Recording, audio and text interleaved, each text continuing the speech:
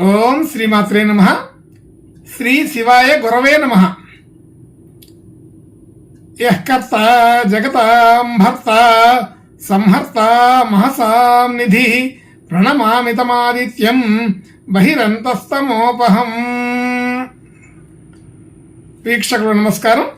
నేను మీ దేవులపల్లి రామకృష్ణ శాస్త్రి, ఆర్కే మాతృశ్రీ తెలుగు జ్యోతిషపరమైన యూట్యూబ్ ఛానల్. ఇప్పుడు ఫిబ్రవరి నెల 18వ తేదీ నుండి ఫిబ్రవరి నెల 24వ తేదీ వరకు గల గ్రహ స్థితిగతులని ఒకసారి పరిశీలన చేద్దాం. కుంభరాశిలో సూర్యగ్రహం, శనిగ్రహం, అలాగే మీనరాశిలో రాహుగ్రహం, మేషరాశిలో గురుగ్రహం, వృషభ రాశిలో చంద్రగ్రహం, అలాగే కన్యా రాశిలో కేతుగ్రహం, మకర రాశిలో బుధ శుక్ర కుజ గ్రహాలు సంచరిస్తున్నాయి. ఇటువంటి గ్రహ స్థితి గతులని అనుసరించి ఈ వారం రాశులకి వార ఫలాలు తెలుసుకుందాం. ఓం శ్రీమాత్రే నమః. ఇప్పుడు వృషభ రాశి వారి గురించి తెలుసుకుందాం. ఈ వారం వృషభ రాశి వారికి రాశిలో ఉచ్చ స్థితి కలిగిన చంద్రగ్రహం ఉంది. అలాగే 5వ స్థానంలో కేతువు, 9వ స్థానంలో కుజ బుధ శుక్రగ్రహాలు, 10వ స్థానంలో రవి శని గ్రహాలు, అలాగే ఏకాదశం 11వ స్థానంలో రాహుగ్రహం, 12వ స్థానంలో గురుగ్రహం సంచరిస్తున్నాయి.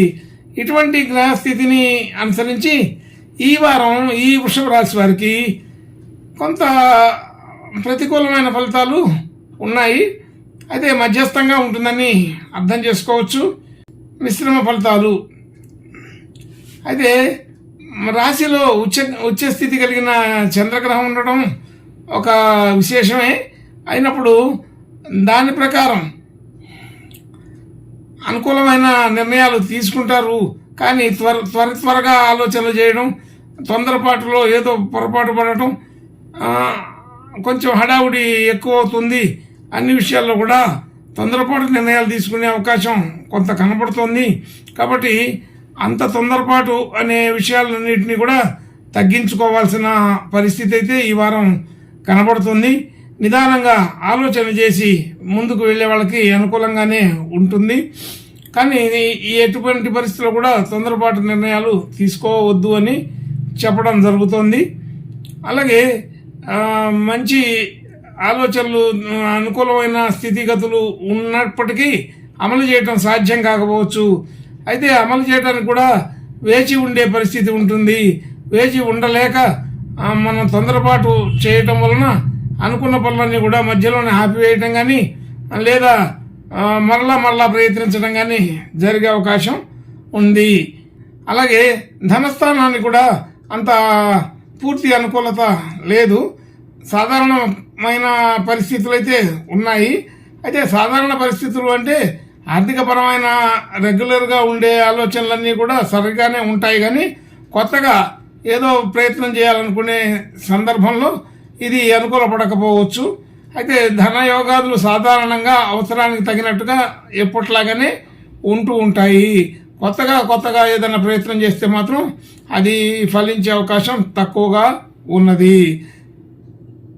అలాగే కుటుంబ సభ్యులు, బంధుమిత్రులతో అందరితో కూడా సాధారణ స్థితిగతులే ఉంటాయి.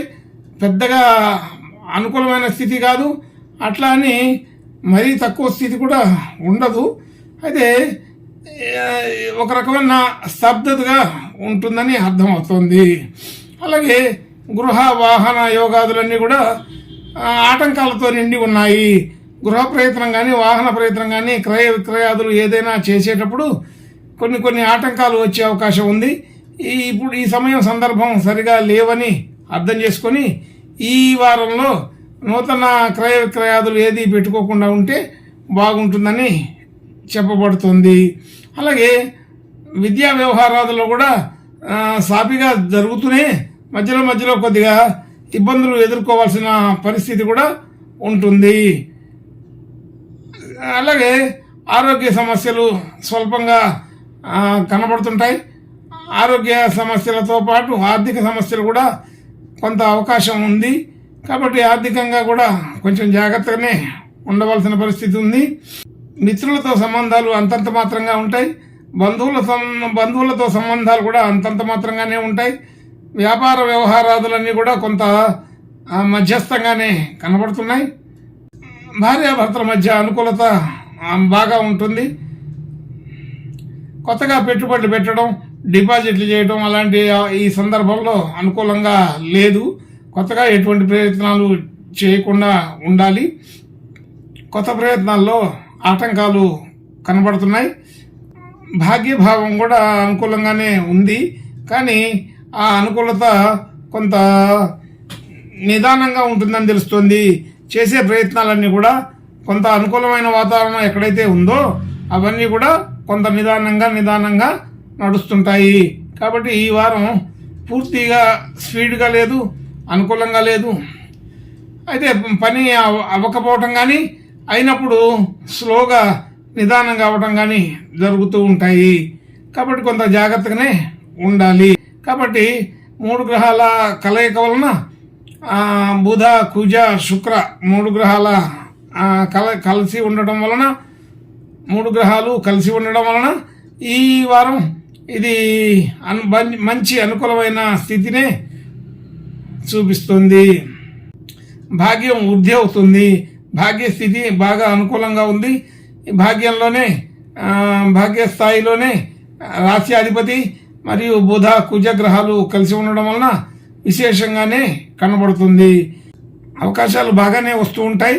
వాటిల్లో కొంతవరకు మాత్రం ఉపయోగించుకోగలుగుతారు. మొత్తం విషయాలన్నీ కూడా మనం కొంత ఉపయోగించుకోలేక కూడా అనుకూలమైన ఫలితాలు తగ్గుతుంటాయని తెలుస్తుంది. ఉద్యోగ వ్యవహారాదులు ఈ వారం బాగానే ఉన్నాయి. ఉద్యోగ స్థితిలో రవి, శని గ్రహాల కలయిక కొంత అనుకూలత, కొంత ప్రతికూలత ఉన్నప్పటికీ అక్కడ ఈ వారంలో ఉద్యోగ స్థితికి మాత్రం ఇబ్బంది లేదు, అనుకూలమైన స్థితిగానే ఉంది. శనీశ్వరుడు ఉద్యోగ స్థాయిని ఎక్కడ ఇబ్బంది పెట్టట్లేదు, దాన్ని అనుకూలమైన స్థితిగానే మారుస్తున్నాడు. కాబట్టి అనుకూలంగా ఉంది. అందులో సూర్యగ్రహం కూడా వచ్చి చేరడంతో ఇంకొంత అనుకూలత పెరిగిందని అర్థం చేసుకోవచ్చు. పబ్లిక్ వ్యవహారాదులు, సంఘంలో గుర్తింపు, గౌరవం కలగడంలో ఇట్లాంటి వాటిల్లో అనుకూలత బాగానే ఉంది. రాజకీయాల్లో రాణించే అవకాశం ఉంది. అలాగే ఉద్యోగస్తులకి కొంత పని ఒత్తిడి పెరిగే అవకాశం ఉంటుంది. దూర ప్రయాణాలు చేయవలసి వస్తుంది. ప్రయాణాల్లో కొద్దిగా ఇబ్బందులు కూడా పడవలసిన పరిస్థితి కనబడుతుంది. కాబట్టి వీలైనప్పుడు తప్పనిసరి అయితేనే ప్రయాణాలు పెట్టుకోండి. అంత చీటికి మాటికి ప్రయాణాలు చేయడం అనేది, దూర ప్రయాణాలు మానుకోవాలి. అయితే సందర్భానికి బట్టి తప్పనిసరి పరిస్థితి అయితే మాత్రం కొంత ఇబ్బందితోటి ఆ ప్రయత్నాలు ఫలిస్తాయి. అలాగే ఆర్థికపరమైన వ్యవహారాదులన్నీ కూడా అనుకూలంగా ఉన్నాయి. సాధారణమైన ఖర్చులు, సాధారణమైన వ్యవహారాలు ఈ వారం ఈ వృషభ రాశి వారికి అన్ని రంగాల్లో, అన్ని విషయాల్లో కూడా సాధారణమైన పరిస్థితులే కనబడుతున్నాయి. దాన్ని పాత విషయాలన్నీ అనుకూలంగానే ఉంటాయి. కొత్తగా ప్రయత్నం చేసే వాటిలో మాత్రం కొంత అనుకూలత తగ్గింది. కాబట్టి ఈ వారం ఆపి తర్వాత వారాల్లో ప్రయత్నం చేస్తే బాగుంటుందని చెప్పబడుతుంది.